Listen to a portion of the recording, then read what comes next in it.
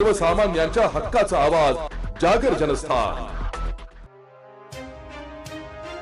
गुरुदत्त विद्या प्रसारक संचालित आदर्श माध्यमिक विद्यालयात तत्कालीन मुख्याध्यापक असलेले विश्वास पाटील यांना संस्थेच्या संचालक मंडळाने 10 वर्ष मुख्याध्यापक पदावर असताना बेकायदेशीरपणे निलंबन केले आणि त्यांचा थकीत पगार देखील त्यांना दिला नसल्याने अखेर विश्वास पाटील यांनी शाळा प्राधिकरण न्यायालय नाशिक येथे वकिलामार्फत याचिका दाखल केली होती आणि त्यांची याचिका शाळा प्राधिकरण मंजूर करून त्यांच्यावर कामकाज केले।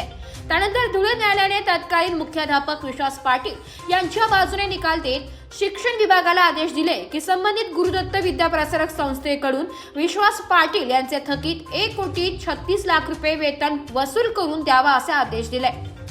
धुळे न्यायालयाने दिलेल्या आदेशांची पायमल्ली करत जिल्हा शिक्षण विभागाच्या अधिकाऱ्यांच्या वतीने कुठल्याही प्रकारची कारवाई केली नसल्यामुळे न्यायालयाने अखेर शिक्षणाधिकारी यांची खुर्ची जप्तीचे आदेश दिले। विश्वास पाटील यांना आज आदेश प्राप्त झाल्यानंतर त्यांनी आपल्या वकिलांना सोबत घेऊन कायदेशीररित्या शिक्षण विभागात शिक्षणाधिकारी यांची खुर्ची जप्तीसाठी धाव घेतली। मात्र शिक्षणाधिकारी कामानिमित्ताने बाहेर गावी असल्यामुळे त्यांचा अतिरिक्त कार्यभार हा उपशिक्षणाधिकारी ठाकूर मॅडम यांच्याकडे असल्याने न्यायालयाच्या आदेशाने उपशिक्षणाधिकारी यांची खुर्ची जप्त करीत पुढील कायदेशीर कारवाई करण्यात आली आहे। मी विश्वास तुळशीराम पाटील श्री गुरुदत्त विद्या प्रसारक मंडळ या संस्थेत मुख्याध्यापक म्हणून कार्यरत होतो। त्यांनी मला कमी केलं आणि कोर्टाचे निकाल माझ्या बाजूने लागले।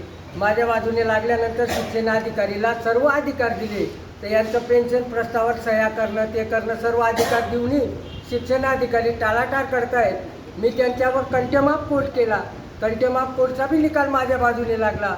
शेवटी मला दरखास्त दाखल करावी लागली आणि दरखास्त दाखल करून हा त्यांचा खुर्ची जप्तीचा वॉरंट काढावा लागला। तरी ते काल चर्चा करून मी ते आज पळून गेले किंवा बाहेरगावाला गेले।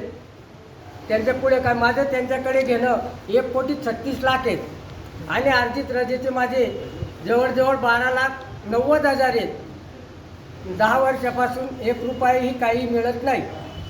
माझं आणि संस्थेचे अध्यक्ष श्री युवराज छगन सनेर, उपाध्यक्ष संतोष दौलत बाबुल, सचिव अनिल युवराज सनेर यांनी मला मागच्या आठवड्यात मारलं सुद्धा। मी एस.आर दाखल केलेली आहे, मारहाण केली। आपण इथं लागलो होतं मला तेही टाकतो आणि त्यातल्या त्यात 2 वर्षापासून सदर कर्मचारी घरी बसून पगार घेत आहेत। त्या बाबतीत मी यांना 1/9/2025ला अर्ज दिलेला आहे, तर यांची पगार बंद करण्यात यावी, त्यांची यांची प्रतिनियुक्ती करावी। तरी हे प्रतिनियुक्ती करायला तयार नाहीत। याचा अर्थ यांना काहीतरी त्याच्यातून मिळालेलं आहे।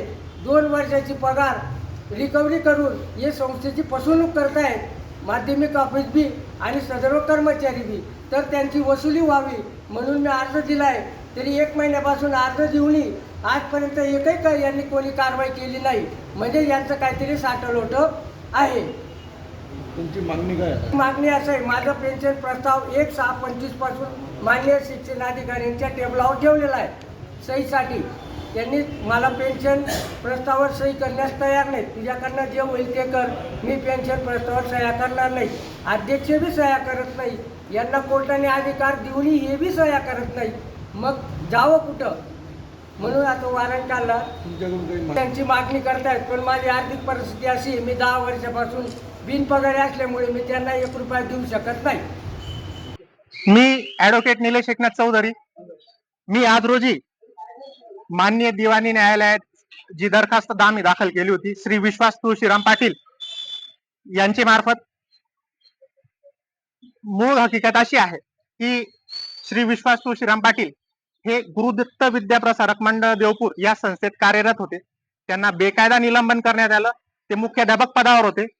त्यांनी संस्थेविरुद्ध ॲडव्होकेट श्री गांगुर्डे, प्रीतम गांगुर्डे आणि ॲडव्होकेट करंका यांच्या मार्फत शाळा प्राधिकरण न्यायालय नाशिक येथे याचिका दाखल केली होती। ती याचिका मंजूर होऊन संस्थेविरुद्ध 1,16,07,653 आणि थकीत रजेचे 12,90,780 अशी एकत्रित वसुलीचा आदेश शाळा प्राधिकरण न्यायालयाने दिला। त्या वसुलीची दरखास्त माझ्या मार्फत दिवाणी न्यायालय वरिष्ठ स्तर इथे दाखल करण्यात आली होती।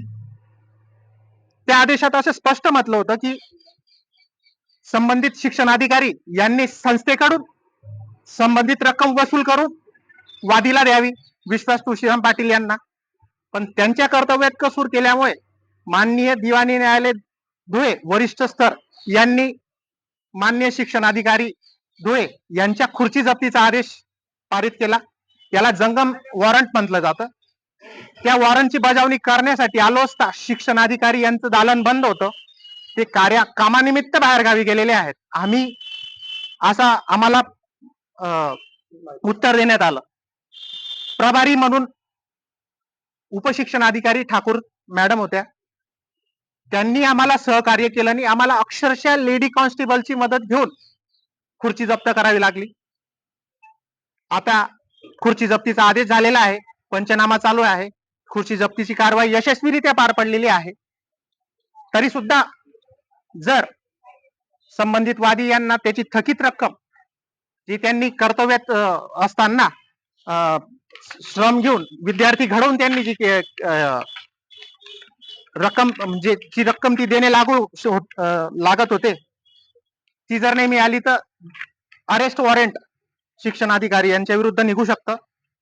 त्यातल्या त्यात याच्यात अतिरिक्त माहिती अशी आहे की ही जी संबंधित गुरुदत्त विद्या प्रसारक मंडळ ही जी संस्था आहे त्यांचेच नातलग असलेले दीपक विनायक भट, अनिल युवराज सनेर आणि माधुरी सुभाष देवरे यांना घरबसल्या पगार देते शिक्षणाधिकारींना लाच देऊन. यांची कुठलीही प्रतिनियुक्ती झाली नाही. हे घरबसल्या पगार खात आहेत.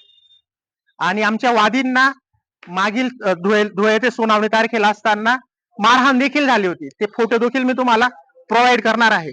अशा रीतीने आता जंगम जप्तीचं वॉरंट, खुर्ची जप्तीचं वॉरंटची यशस्वीरित्या कारवाई झालेली आहे. जागर जनस्थानसाठी प्रतिनिधी रूपक बिरारी, धुळे.